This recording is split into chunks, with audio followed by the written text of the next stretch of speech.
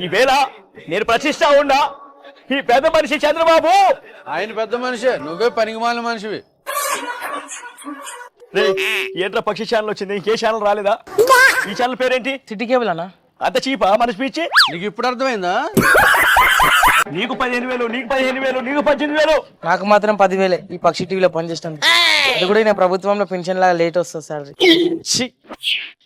చెప్పండి సార్.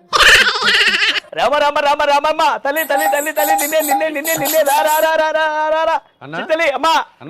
అన్నా నువ్వు ఎప్పుడైనా సంతలో పనిచేసావన్నా?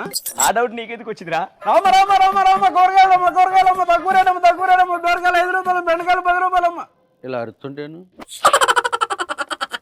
వస్తా ఉంది, నాకు బీపీ వస్తా. అన్నా పోయేటట్టు ఉన్నావు, ఈ టాబ్లెట్ వేసుకోనా?